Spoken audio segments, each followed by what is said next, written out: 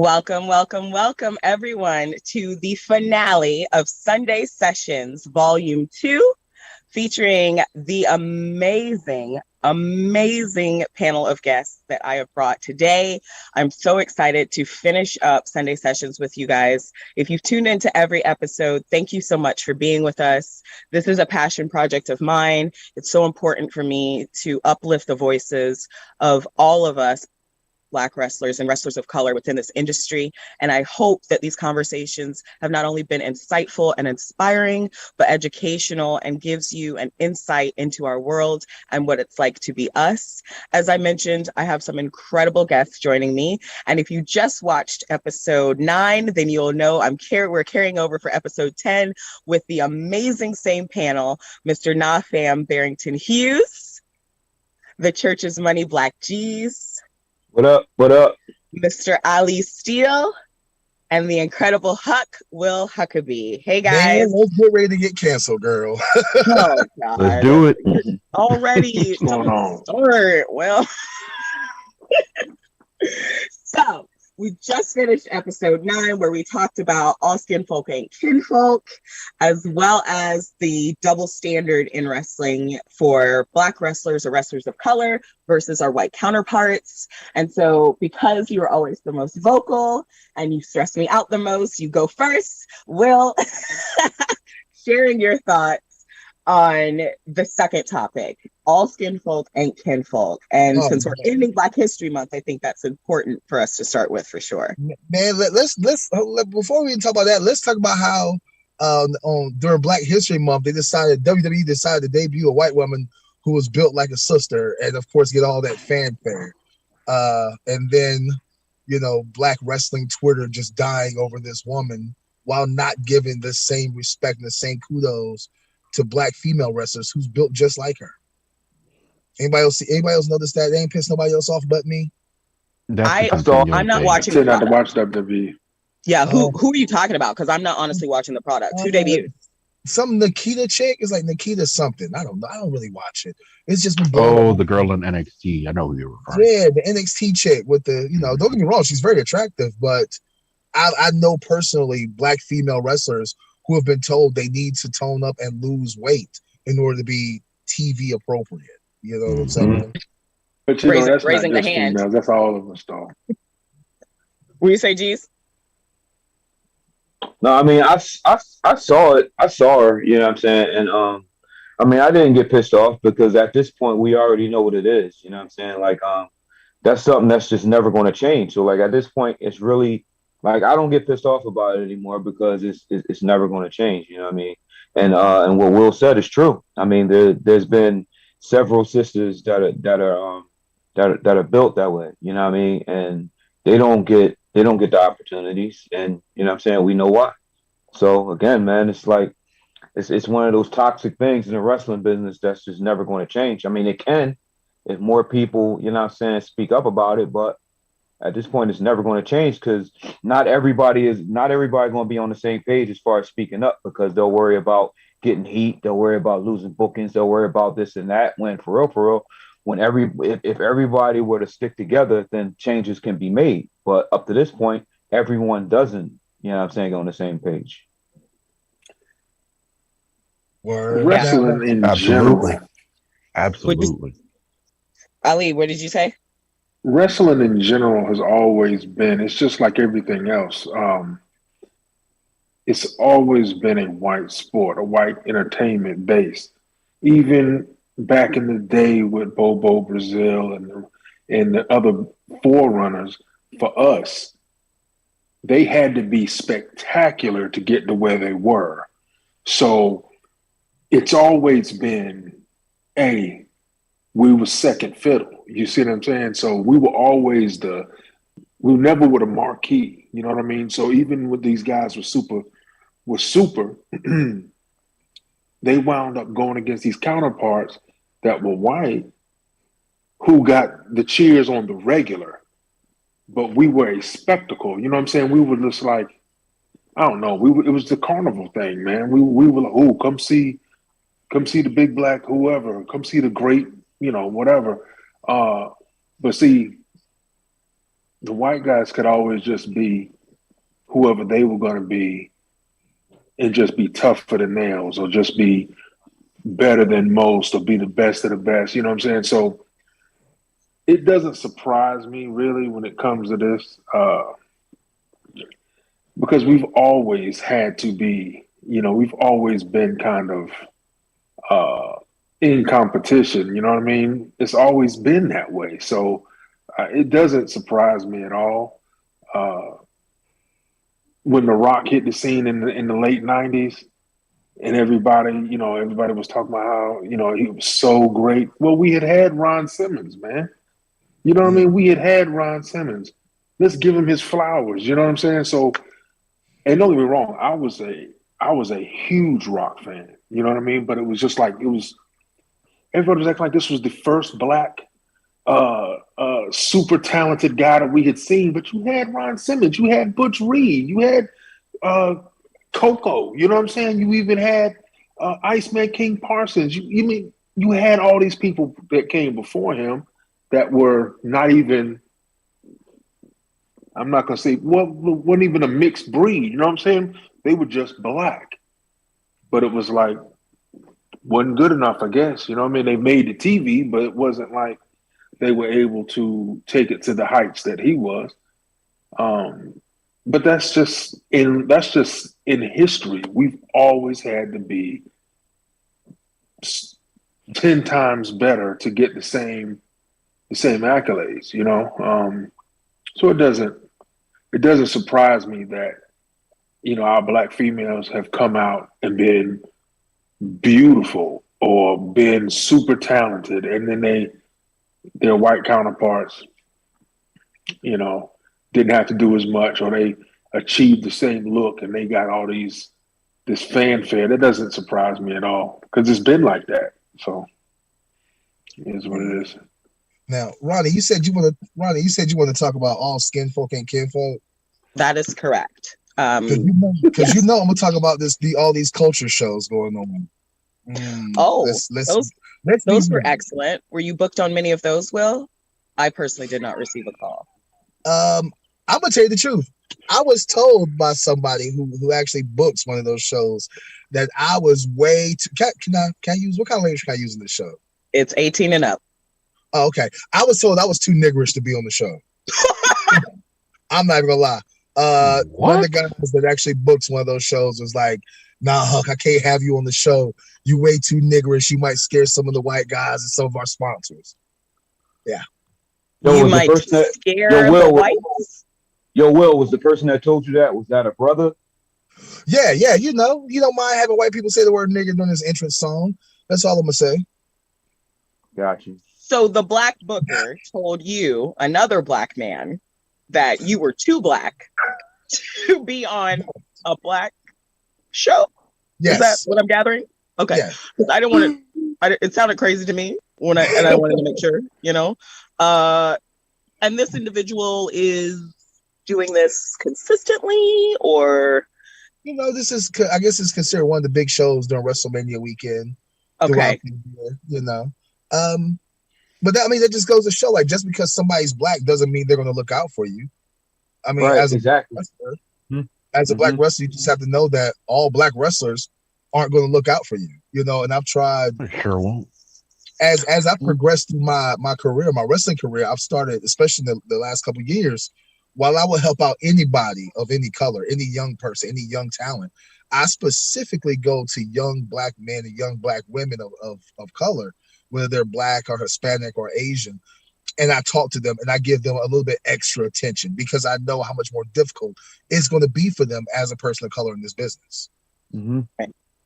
Barrington, I heard you chiming in about all skin folk not being the kinfolk. Did you have thoughts, maybe?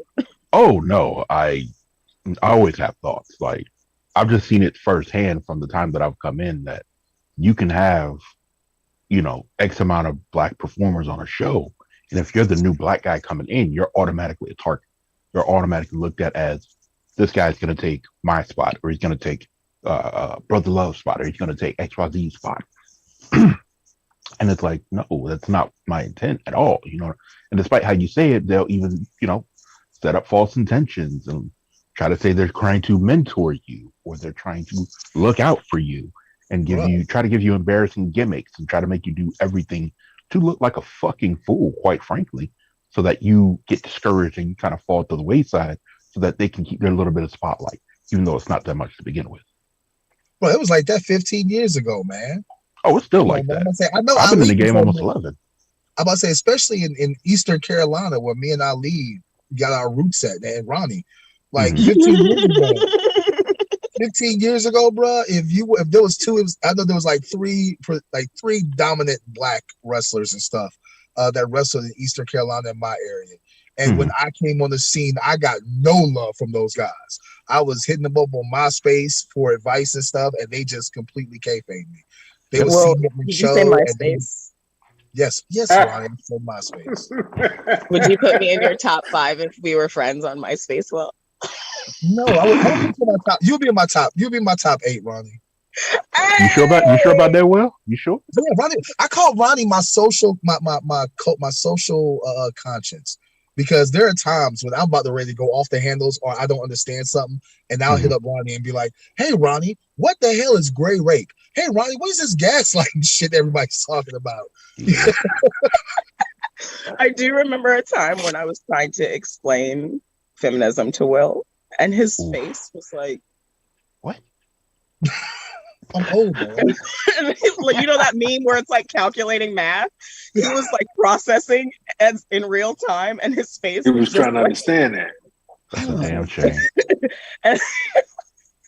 But I will say, well, to your credit, here in North Carolina, from jump, even though you didn't feel love, you and Ali were the first black males, to show up for me as a black woman here in North Carolina, because you're right. And at the time when I broke in, there weren't a lot of black female wrestlers at all. That's why I loved it. When me and you first talked, that's why I loved it. I was like, ooh, wait, yes. I was like, yes, we're going to do this right here. But, it's funny you say that whole, like, there's been, I guess, a lot of competition. I just never felt the competition. Being an athlete, high school, and I just never saw, okay, I always competed with me. So when I was in training, got out of training, all of that stuff, I realized, like, I just said, you know what? I got to do this the best that I can do it. I can't do it the best, as good as this person or that person. I have to do what's going to take me to get to where I need to be and become somebody. When I step in the ring, I can work with whoever it is that steps in there with me. So I'm gonna be real. When I step into and there's still to this day, and I'm old and great now, but when I step into a locker room, I don't give a damn if you came off TV. I don't give a damn if you on TV. I don't care where your roots were. If you in the ring with me, there's not really a lot of. I don't hate anybody, right? So, but I know what I'm going to do, and I know what I'm capable of. And I look at the situation. A lot of times I'm a bad guy, whatever, but I look at it. How can I get that person over, right? That's how we all supposed to look at it. But you know that this guy's looking at you thinking, oh, is he going to take my spot or I'm going to try to outshine him? I just try to work with whoever it is that I'm going to work with. And a lot of times I wind up watering myself down. You know what I mean? Because I used to get a lot of, oh, he tried to work me. He tried to job me out. He tried to shoot on me or whatever. I'm just being the biggest and the baddest mofo I can be because that's what I'm here to do. You know what I mean? Now, it's not up to me to make you go 100%. I've been in the ring so many times with people where in the back it said one thing. So when you get out, you're fired. If you say you're gonna fire up on me and you wind up pity patting, I can't make you come harder than that. You know what I'm saying? Now, I'm going to get upset about it because you're killing the fucking business. Period. You're killing the fucking business. So once I finish tattooing your ass, hopefully you wake up. But that's not hate. That's love for the business, love for making everything look good, love for making everything look intense. But I never felt that competition. Now I heard it from a few people that were supposed to be black mentors, or you would have thought they would have been black mentors because they would have been in the business for a minute before me. But instead of getting that encouragement, what I got was me and this guy right here. What we got was, oh, you're never gonna be shit. Y'all ain't gonna be shit in this business. I said, oh, okay. All right. Me and him were in the ring one, maybe twice in my career. But after that second time, all of a sudden there was no intermingling after that. Well, Everything is. I hate to cut you off. I think it's different being in the South. And even though the rest of the world doesn't consider Florida the South, y'all still geographically Southern. I just think it's different here in the South where, we all know the same black promoter. It was like, I remember at one point there was one black promoter in North Carolina. And he had, if you looked at his roster, look at the people on his roster. Oh, Viper. Viper had probably one of the best rosters in Carolina, but his ego as an older black wrestler wouldn't allow him to let the young black wrestling talent shine. He certainly let his son shine. I'm sorry. Continue on. Stop it, Roni. Stop. I'm sorry. she's telling the truth though. No, she's not wrong. She's not wrong at all. I don't feel well. I'm being very petty. I'm gonna rein it. Hey, I'm gonna say something. Go ahead. I've actually talked to him. I think a lot of his philosophy was kind of like every older guy that's in this business, really. If you can't take it from me or make me, because most of the older guys that have been in there and that are considered to be not hookers, but kind of know how to shoot, know how to really get it, how they live a little bit. It's like, if you don't make it look real, then I'm not going to sell it. And I hear this from a lot of old school players. Like, well, if you go to hit me and it doesn't look like it's supposed to hurt, or if it doesn't sound off, then I'm going to no sell it. And I think a lot of that, because I heard a lot about Viper before I even met him. You know what I'm saying? So when I wasn't even fully out of training, and everybody could say, "Oh, don't get in the ring with Viper. Don't do that. He'll shoot on you." Then I got in the ring with Viper, and we worked well together. Now, it may have been just my style. I don't know. But I tend to try to make things look as real as possible, and that may have been what it was. Well, no, what I'm saying is the fact that with all the young wrestlers he had on that card, me, Joe Black, ATL, RTG, Ronnie, you, the Gorilla Squad, like he had some of the best young black talent that you could have had besides Cedric Alexander, I think at that time. And it was, for some reason, none of us got over besides his son. And then he didn't try, in my opinion, he didn't try to really mentor any of us. He really kept a lot of us low on the card and stuff. You know what I'm saying? He would bring his buddies in and bring his buddies over on us. And as a vet now, I know that my job is to not only help the show out, but to make sure I teach the young talent, especially a young black talent, hey, in like 5-10 years when I'm done, you have to be ready to take my spot. You know what I'm saying? And there's a lot of black wrestlers, young and old, who are afraid to be a mentor, who are afraid to learn, who are afraid to give another black wrestler that boost. You know what I'm saying? Whether it's career wise or whether it's morale wise. Mm-hmm. I don't know if it's I like that get you. anymore. Go ahead, G. Go ahead, Z. Yeah, and like a lot, everything that you guys talking about, I dealt with it too, man. Like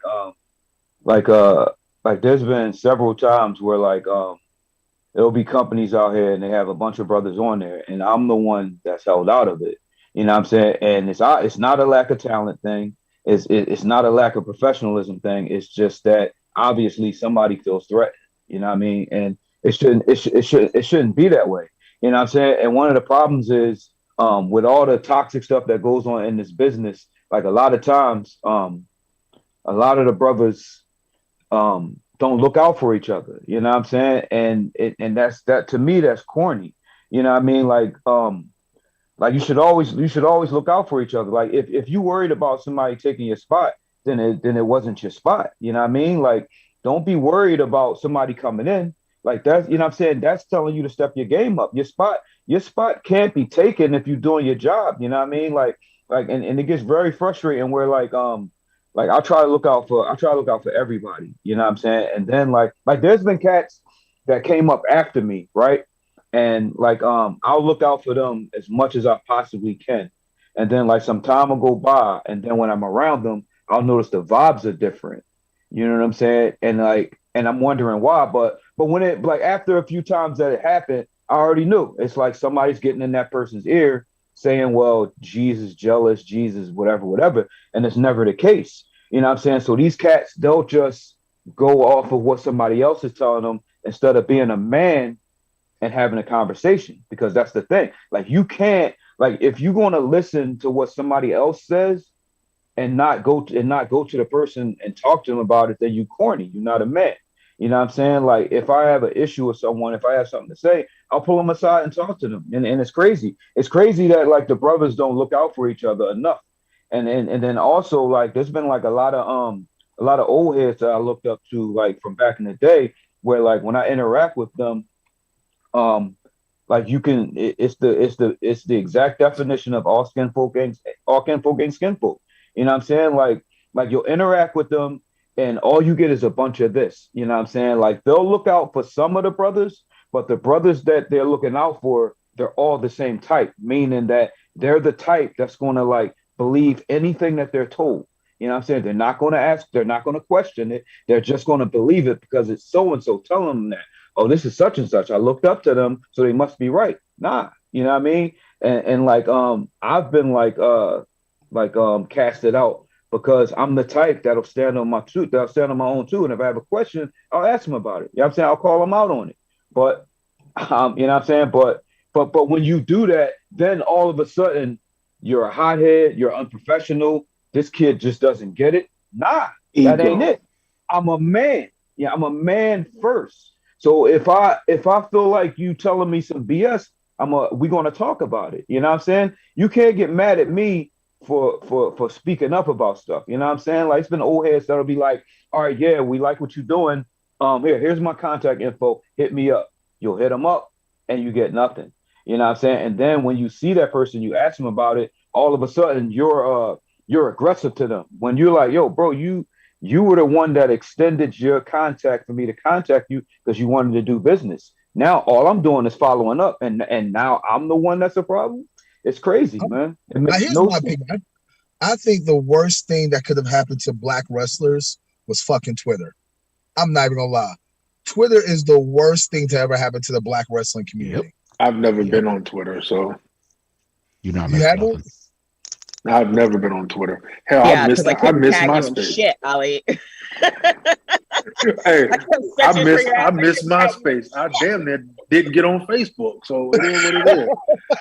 Hey, but you know what, Black G's, I think you hit the nail on the head. But I think what it is, I don't think necessarily anybody got in those people's ears, because when I first got in, I always heard everybody use that word ego as a black spot for each person. So, like with me, they said, "Oh, he's arrogant and he's cocky and he's got an ego." So they tried to put the black spot on me. I wasn't even fully out of damn training yet. So what happens? Everybody thinks that I'm arrogant. Everybody thinks, and they still think that I am. But it's not that I'm arrogant. It's not that I'm cocky, and I have no ego, because, like Huck said, it makes no difference to me. I will put you over. I will give you motivation. I will talk to you and tell you what you're doing well. I'll tell you what you're not doing well. I'll tell you how you can fix it if I can figure it out. I will offer to help you when I have my facility. Hey, come down, come talk to me. Let's train a little bit. Let's see this, figure this out. Like, that's just the kind of person that I am. Like, I don't have that ego. They get it misconstrued because ADOT is all ego. You see what I'm saying? So, and I'm one of those people that I slide in and out of ADOT easily. But I think what it is those people see you and they get threatened. And they look at you and they go, "Oh my goodness, he's about his business." When he goes in, when he gets in the ring, he's going to go 110%. But I can't go 110%. I'm not as good. So then their ego makes them wonder if they're going to lose their spot, because they know it's inevitable. When you come in there with, I don't even know you personally, but talking right now, I'm like, okay, he's a confident guy. He's not arrogant. He's not an egotistical maniac. He's just confident. Right. He trains, he works out, he does his craft, he practices his craft, and he goes out there and gives 110%. And that's really what everybody is supposed to do. Well, I'm not gonna lie. I got an ego. I don't give a shit because Shut it up, Will. Barrington. No, but that's the thing, though. Barrington, I want you to respond, and then we will let old Fred Sanford respond. Fred Sanford. Yo. Go, Black Thanos. Go. Basically, no, just I've had my own experiences with standing up for myself and being a man in a position where, they bring me in to do one specific thing and I do it well, and they want to just kind of pigeonhole me in that specific role to either make sure the other black talent looks better by comparison, or so that I really don't see my full potential. This is when I was on TV. Like, let's just let the cat out the bag.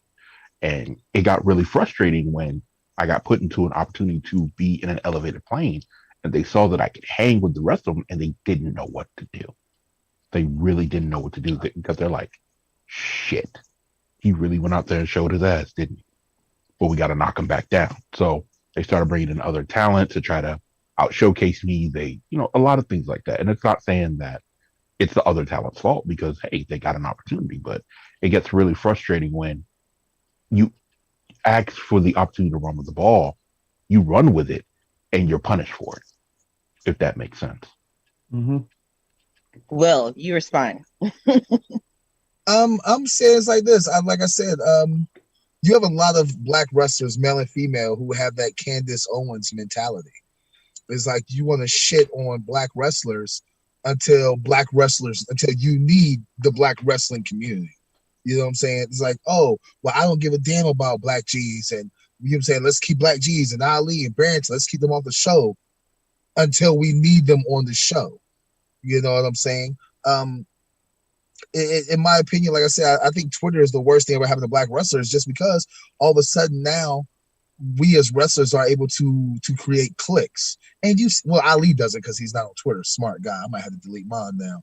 But you see, I want to, bro. No, because it's so clicky on Twitter, not even Facebook, but on Twitter, it's super clicky. And if you're not, kissing these guys' asses and and creating the right tweets and saying the right hashtags, whatever, they'll keep you off the shows. I mean, if you ask me, there's nothing more cultural when it comes to black wrestling than Black G's.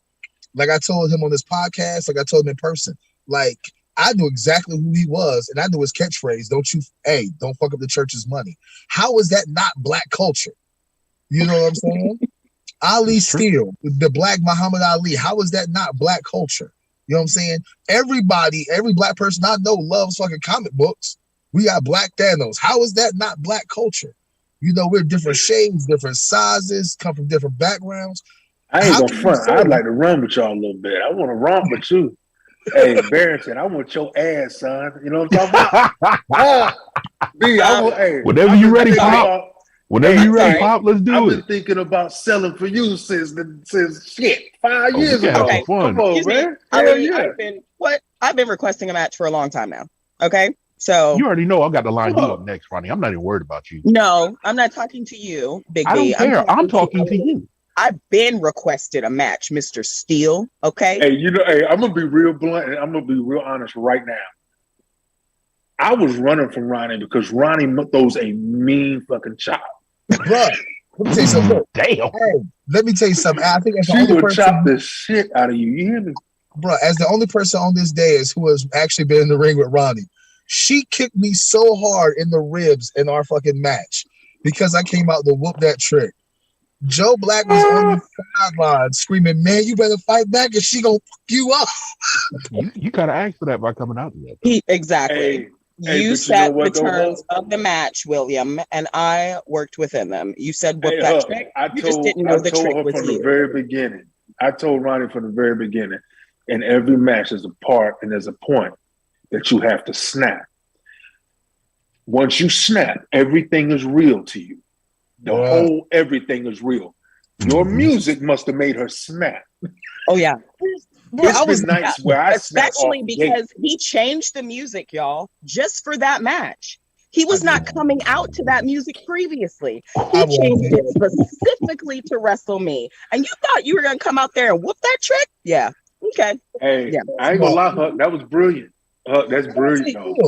Look, I was a champion and I was a heel. You know what I'm saying? And so I was like, oh. Yeah, you had to do it. Yeah. You had to do it. Psychological. But you know what you got to do? You got to take it. You got to take that ass whooping. Hey, look, I'm going to tell you the truth. Hey, y'all, I'm going to tell you, I can't believe I paid to get my ass whooped. Like, I paid to get my ass whooped. I think that was a great investment of your money, William. Hey, I'm all things considered. You can tell Ronnie stuff in the middle of the ring and she gonna go with it because one thing about it, she a fighter.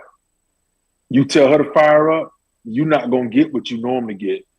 I've told people, hey man, you need to fire back, and they come back with that bullshit, and then I have to wind up super selling to try to make this fucker look good. You ain't gonna have to sell much. You know what? That's her. Hey, y'all making me sound like a shooter, and I don't really like No. I'm not saying, we're not wrong though. Okay, hey, I'm not saying that at all, Ronnie, because if you're a shooter, then I'm a shooter. And that's not what it is. We have a thing called realism. The whole reason the Gorilla Squad was created was it was supposed to be go realer. But of course, that's a fake word, so you had to say gorilla. Yeah. Oh, is that where his name came from? Yeah, I'm starting to get there. Hey, let's be honest. Here's further proof that all skin folk ain't kinfolk.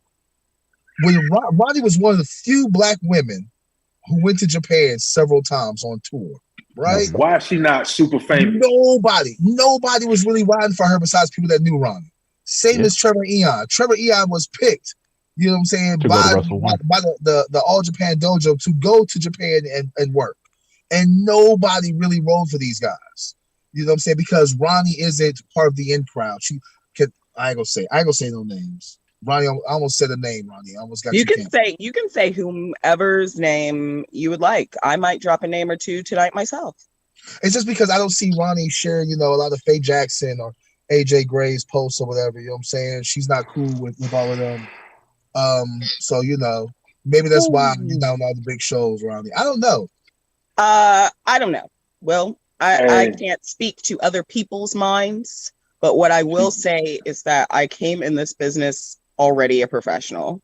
Like I already had done stuff outside in entertainment. Like I grew up in entertainment. I was a pageant kid. I was a model. I modeled for fucking Girlfriends LA when I was like pageant 8. kid. You know what I'm saying? Oh yeah, big pageant girl. Okay, I'll bring out some of those crowns. I look fantastic in them.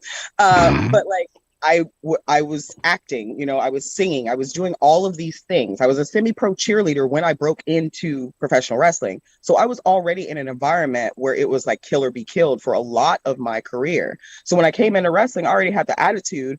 And after being told by my trainers, you're a Black woman, you're going to have to work 10 times harder for less and get used to the racism. And they are some misogyny and they may try to rape you, but be okay with it. We'll go into that another time. But so when oh yeah. There's 2 trainers actually told me that. Yes. Who the hell said be? Hey, you might get raped. It's okay. Just go with it. So after I heard all of that, I was just like, no, like, no, thank you. I appreciate it, but I don't.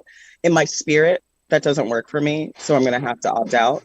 And everybody took that as, oh, you're a bitch. You got an attitude. I was called uppity. I was called arrogant, sassy, which is partially true, but it was all in the context of you're being too much as a Black person. Play your role and be happy with the scraps we give you. You may not get paid this show, but EC3 is walking out with a bag, but you didn't get paid because the house was light. Like I was not okay with that. You know what I mean? So saying that coming in, I don't consider it a disadvantage, but I could see how in entertainment that has been a big reason. Because you're right, I'm not in the cliques because I don't fucking fuck with cliques like that. I fuck with tribes. And if you're in my tribe, that's a different thing. That means we are family. I go to war for you, you go to war for me. And that is not what entertainment is. So there's no reason for me to try to build that within wrestling when I know what it is. I have my tribe outside of wrestling. I was lucky to find people, some who are on this call. Most of y'all, actually all of y'all, I consider friends, and I wouldn't have met you if it wasn't for wrestling. But this was a process. Will can tell you, we've had to go through it to be friends. Barrington could tell you too, we go through it to be friends. Man, you can't do that with everybody. And I don't have the energy to put into somebody just so they can book me on a show. You're going to book me because I was in Japan for 4 years and I got my ass beat to the ground and I came back stronger and better than any of these trampoline-based bitches that you have on your show. That's why you're can I use that phrase? Can I please use that phrase? Trampoline-based bitches. I like that. Look, and you don't know North Carolina is the king of the backyarders. I don't know what they do everywhere, but it seems like everybody here in North Carolina started in somebody's backyard on a trampoline for some reason. So and they try to take your spot for $20 on the damn show. Right. Yeah. So I think you guys have a point with like if you come in with the mentality of no, I deserve better. I want better, and not just for me, but for everyone who's coming behind me and for this fucking business, then you are a threat. And that's okay, because if you're threatened by that, then maybe you shouldn't be in the business. Maybe this isn't for you. These people hate my whole fucking squad. These motherfuckers want me to be a singles wrestler so bad. But I can tell you why, though. I can tell you why. I'll be honest. Like, there is a war. I think Cat Williams said it. There is a war in professional wrestling against niggas who are real. When you look at, and let's be honest, most of us like, man, I wish D-Mac could meet. I wish Black G's could meet D-Mac because D-Mac is real. Like there's no kayfabe, there's no gimmick to D-Mac. Like there's no gimmick there. Yeah, like he is 100%. When you see him in the ring, you see him backstage. That's how he is on his block. When you see Will Huckaby, there's no gimmick here. I laugh, I joke, I clown, but I'm super quick to pistol whip somebody if it comes down to that. Like, that's true. You know what I'm saying? Like, I hope you're not still traveling with that, Will. Okay. Huh? I said, I hope you're not still traveling. Well, shit. Listen, man. Gotta say it. Well, damn. Man, Russia just invaded the Ukraine, bro. I don't know what you're talking about. Listen. I think everybody needs to have that thing once and again. You know what I'm saying? It's the Second Amendment for a reason, just in case the first don't work. I shouldn't have laughed at that. But yeah, it's if you're real, and there's no fakery about you. You know what I'm saying? Like I didn't have to talk to Black G's backstage to realize this is a grown man. that he's not for play. He's here to do his business. You know what I'm saying? And you're not going to just come up to him with bullshit and think that he's going to take him a spoonful. And when you see people like that backstage, if you're not real, if you're not genuine, if you're not honest, if you don't know who yourself is as a person, you're immediately threatened. And if you're a black person and you recognize that you see a real black person, whether they're from the hood or they're from the suburbs, that's an immediate threat because you don't know who you are. Mm-hmm. I think you hit the nail on the head right there. Appreciate you, Will. Anytime. I'm trying to get some of the church's money.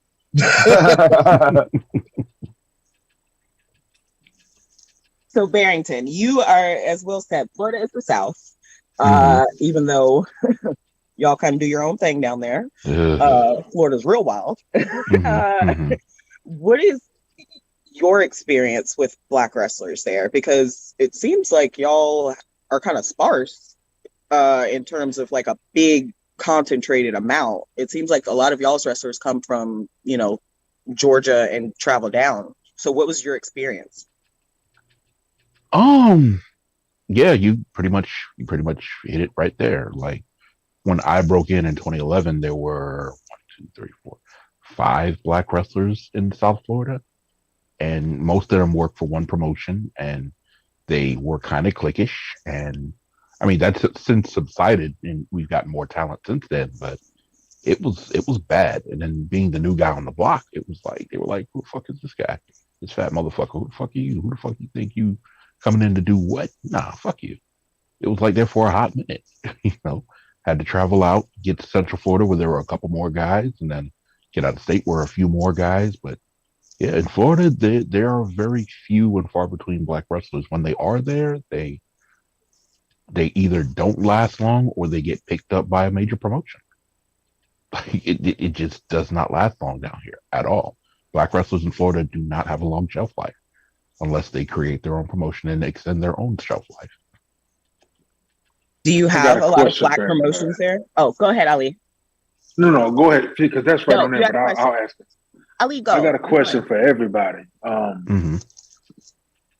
Have you found that, okay, we all understand about being a black wrestler, but if you're not the stereotypical black wrestler, have you found an issue? Because I am nowhere near the stereotypical black wrestler.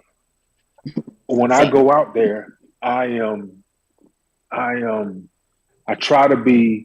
can be technical. I try to be cunning. If I'm going to be a heel, I try to, even though I'm 6'5", 300 something pounds, almost 400 pounds, it's not going to always be the big black walk around.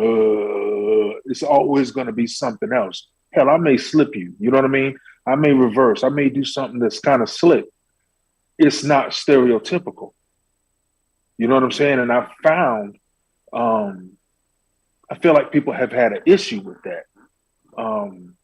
Not to my face, because not a lot of these motherfuckers talk to me in my face.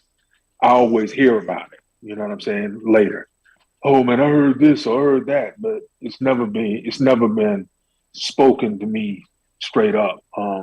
This person has an issue with this, but I would have just seen that person. You know what I mean? And they were all slap and dab. How you doing, brother?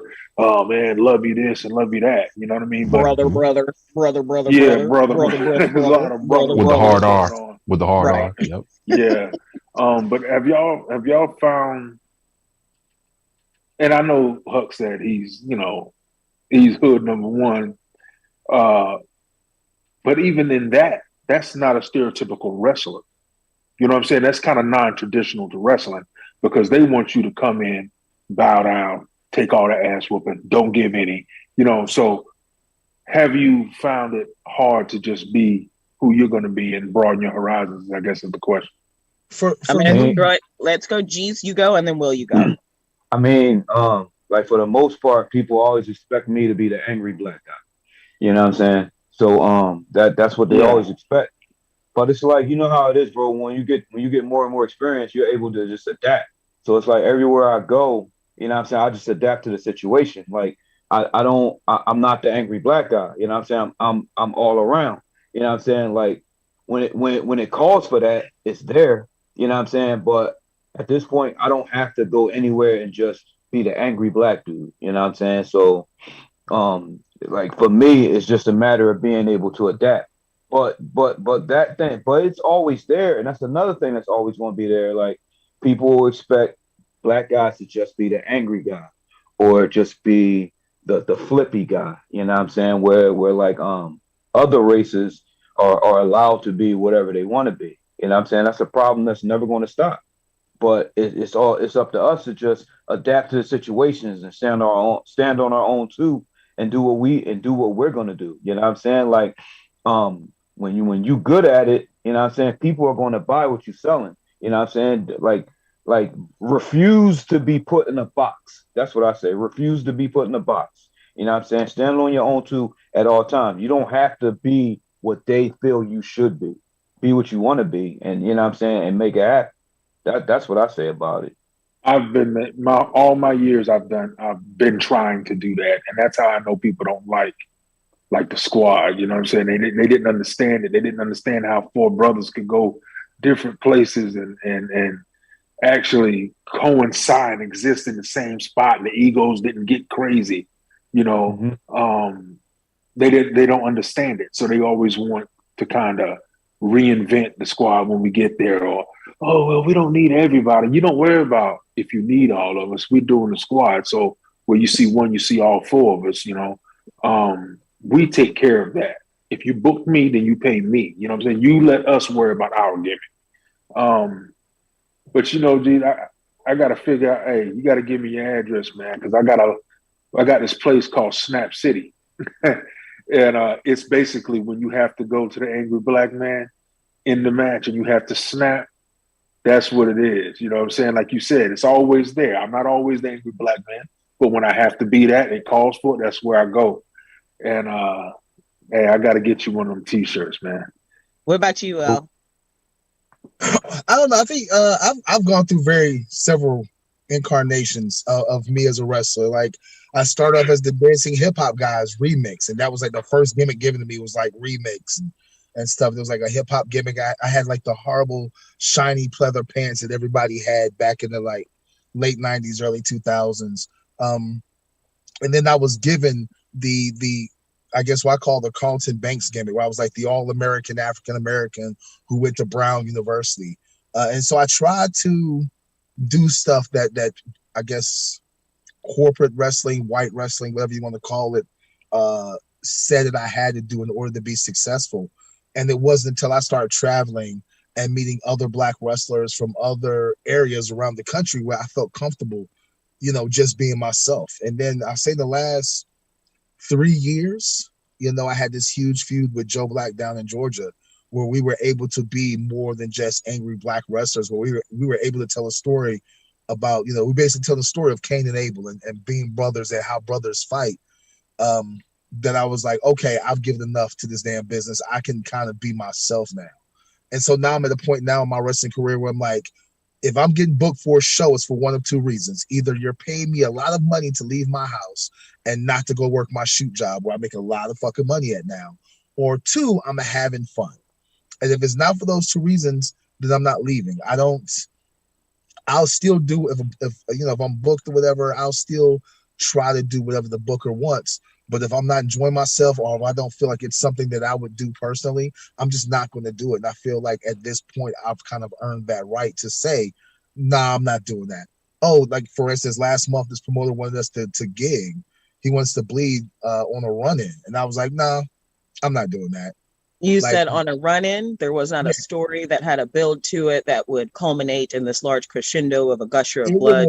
have, we found out afterwards that it would have paid off like 9 months from now.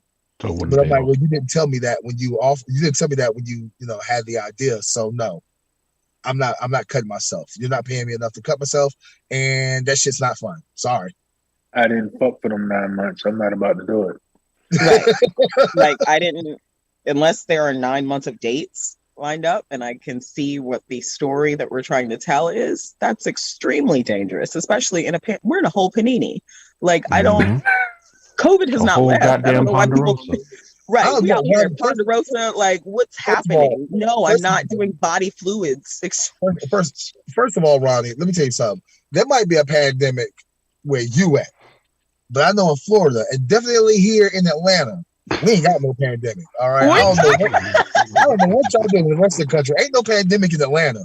All right, because Man, Magic City never closed. Okay, like my local chicken spot never closed. The liquor store stays open. Like I don't know what y'all doing with y'all selves, but we ain't got no pandemic. Hey, Huck, up here, the liquor store didn't stop either because they knew if the liquor store closed, motherfuckers would commit suicide. Huh. That's what I'm saying. Like I don't know, bro, Ronnie. We ain't got no panini down here. Like y'all tripping. Like y'all just got weak lungs. I don't know what to tell you. What? Oh, too many cigars, huh? So, Barrington and G's, this question is for you. G's, you go first, and then Barrington. Who has been an actual skinfolk for you? Who has been someone that you found within the industry, not like because we don't know your shoot lives, but within the industry that has exemplified the things that you have tried to demonstrate as like being good mentor, being professional, being an asset, or that has just poured into you in some way? Jeezy and then Barrington.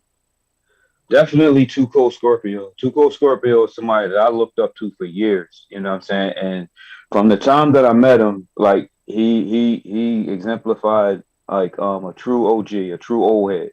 You know what I'm saying? He's all about helping the brothers out. He's all about helping everybody. But he's definitely someone that I looked up to that didn't disappoint me. It's a lot of cats, man. I would be naming people like all night, but like homicide, you know what I mean? Damn man, why are names escaping me? But you know what I'm saying? There's been a lot that definitely mentored me and with good dudes, you know what I'm saying? And like the thing that bothers me is the couple of cats that I have looked up to, you know what I'm saying, that were like really that just disappointed me, man. You know what I'm saying? It just aggravated me that, like, you know what I'm saying, you try to make it, they try to make it seem like they all about helping us, but they definitely don't. You know what I'm saying? There's one in particular that somebody told me a long time ago. Was like, nah, he's not about us. You know what I'm saying? I didn't believe the person that told me. I was like, nah, bro, you can't be right. But then I met this person, and they proved that they're not about us, and it's sad because I looked up to this cat for years. You know what I'm saying? And it's like, it's sad, it's frustrating, it's annoying. It shouldn't be that way. It's corny. You know what I'm saying? I feel like if you're in a position to where like you can help other brothers make it, where you can help people make it, and like you're just all about this, then you shouldn't have that job, bro. Like you're a clown. In my view, you're not a man. You know what I'm saying? Like you're put in a position where like you can actually help somebody make it, and you just abuse it. It's just corny to me. Like it's unprofessional, it's corny, it's not being a man. You know what I mean? That's why like for years, like I never wanted to do anything other than be a performer. But now, like when it's time to hang up the boots, I definitely want to be somebody that's behind the scenes, whether it's an agent, whether it's a coach, whatever, whether I'm in a large company and I'm helping people, helping talent get booked. You know what I'm saying? Like I definitely want that position because it's a very important position. You know what I'm saying? And it's a position to have and to actually do the job. You know what I'm saying? People that abuse that position, they should be out of the business. You know what I mean? Yes, 100% agree. Barrington, who for you has been an actual skinfolk and a true, mentor or exemplified what you hope this business will be in the future? The first person that comes to mind is MVP. Reason being, and I know you have your reservations about him, Ronnie. I completely understand. But from the time I stepped onto TV, he took me under his wing. He showed me the professional way to do things. He took the time to make sure that I understood the ins and outs. He made sure that I sat in production meetings, knew what was expected of me, knew my times, knew all that stuff to work TV because he was like, you have the potential to do this on higher levels. He saw me beyond, the one place we were at the time. I said, you can do more. You can be better. You can do better. And I need you to start exemplifying that, which I did. And the promoter there didn't like that. They wanted me to just have that happy to be here mentality and just do whatever and go with the motions. And when I started putting my foot down and standing up for myself and suggesting different things, then it rocked the boat a little bit. But I do not regret it at all. And I still hold him in high regard to this day. And he still is a mentor to me to this day. I am glad that there are at least some who are out there who believe in what we all believe in, passing on knowledge and helping the business, not just ourselves, because when the business is flourishing and it's done right and well, everybody benefits from that. Ali, I'm going to let you, and then will finish with you. Who are your skin folk and the best mentors that have helped you? Ali, you go first. I'm gonna be real honest. I was sitting here thinking about that. I've had negative examples, and that kind of was my mentor. The only person, and this was after, well, when I first came in, I met Caprice Coleman for the first time. I was still in training. He was super nice. He was super cordial. He was super enthusiastic. He let me know, like, yo, just talking to him. And I met him and I met Cold Cash the same day. Those two guys, they kind of ruined it for everybody else because they were super enthusiastic. They were super helpful. They were telling us all kinds of stuff, like in a joking manner of what not to do, what to do. And I'm saying this was all in one sitting. You know what I mean? So those are the closest to mentors that I can say I had because everybody else was a peer. And then the other ones, they wasn't messing with me. You know what I mean? They wasn't, they were, you're not going to be shit, that kind of stuff. So I don't even know if Caprice realizes that he's, he was a mentor to me because I think when I met him, I was older than him.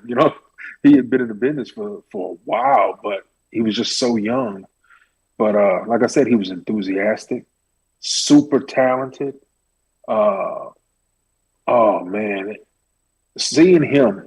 Matter of fact, now that you make me think about it, watching him he was the first one of the first people in general, other than AJ Styles, that I ever saw with my own two eyes that could say, I'm going to do this.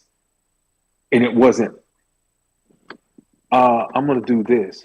It was, no, I'm going to do this 450, or I'm going to do this shooting star. Hey, I'm going to jump to this. And he would do it on a consistent basis. It wasn't no attempts. It wasn't, hey, I may miss it. It was none of that. And I was like, this dude is phenomenal. And then talking on the microphone, you already know Caprice, like, oh, he could. I was like, wow.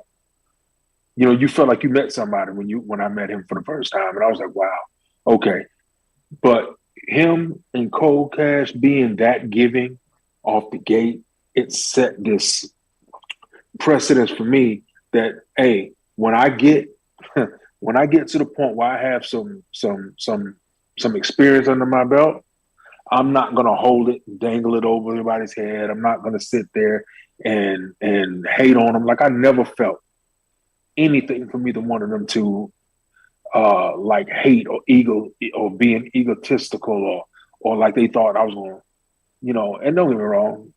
I know they probably said, man, this dude ain't going to ever take my spot. You know what I'm saying? Because they both, to me, were phenomenal, but I never felt anything negative from them too.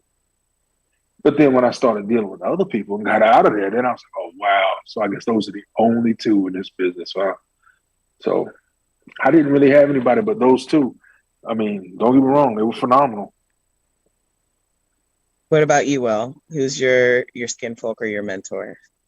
It took me I guess 13 years. I'm kind of like Ali. It took me like 13 years to actually find a person of color or another black man that I would call a mentor.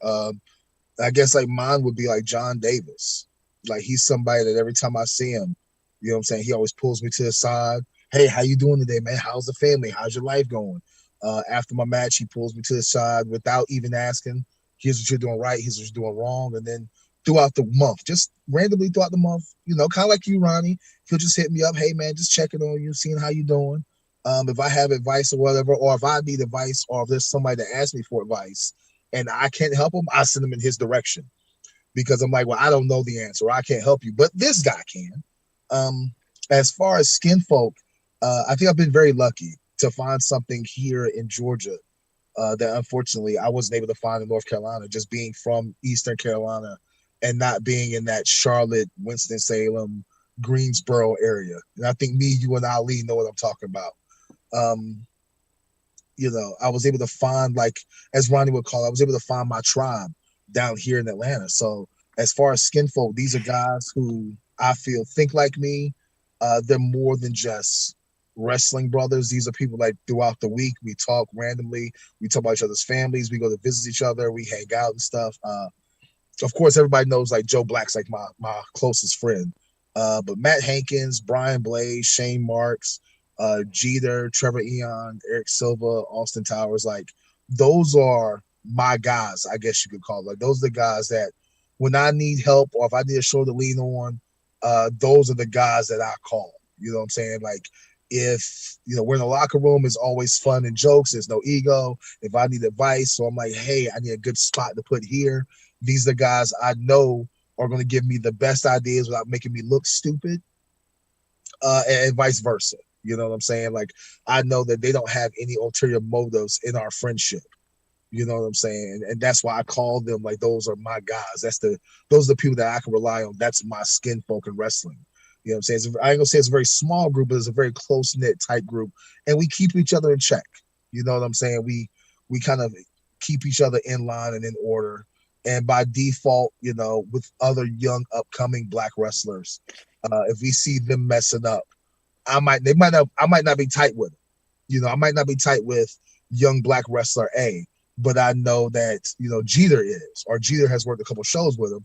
Hey, Jeter, I've noticed this about this kid. Or I heard this. Can you talk to him for me? Or can you talk to him and kind of give him a heads up? Like he's starting to get a reputation, et cetera, et cetera. And then vice versa.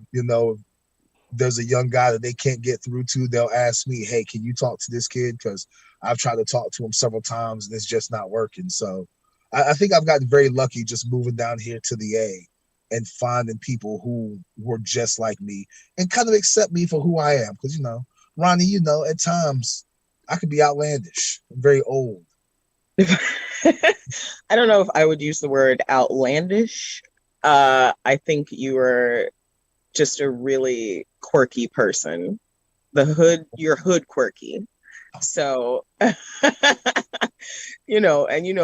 in North Carolina, if you're not a certain way, then you're not accepted. But it's really heartening to hear that, you found that there, especially because Georgia is, another hotbed of wrestling in the South. So having those connections and building upon a network of community there and changing, by those small measures, that's large work. So can't believe I'm saying this, but well done, Will. That's the only compliment you're getting from me live on air ever. But I want to thank you guys so much for joining me for part 2 of our amazing conversation previously. This has been just an awesome experience. And to share my mentors, most of them are on this call, except for one. So I have to thank you guys, especially for the times that I've called you, the times you've bailed me out of trouble in the ring and out of the ring. Although some of you have left me stranded in trouble. Well, I'm never letting it go. Okay. No one told you to try to do lucha when you are a Negro. Negro lucha is not in your wheelhouse. Okay. And you stranded me. All right. And I will never forgive you. Well, damn. All right. So sorry. You did this. You did this. Anyway, thank you guys for being here, for having this conversation, for just sharing, because I honestly believe people are only going to know and be able to change and do better if we talk about it, if we're open about it. Transparency, for me, in my opinion, gets shit done. When you know what's up, when you can see things from multiple perspectives, you can make better decisions for yourself, for your business, if you're a promoter, and for wrestling in general. So thank you guys. This is the finale of Sunday Sessions Volume 2. I'm so grateful for you to have been through the whole month of February with us. Please stay tuned for the next project. Thank you, Barrington Hughes. Thank you, Will Huckaby. Thank you, Ali Steele. And thank you, Black G's, for joining. I have been and always will be Roni Big Bang Nicole, the Joshi Queen Supreme. Please make sure you like and subscribe to my channel, and make sure you follow all of these guys on social media platforms. You'll find all their info in the description, and we will see you guys in the next one. Bye, babes.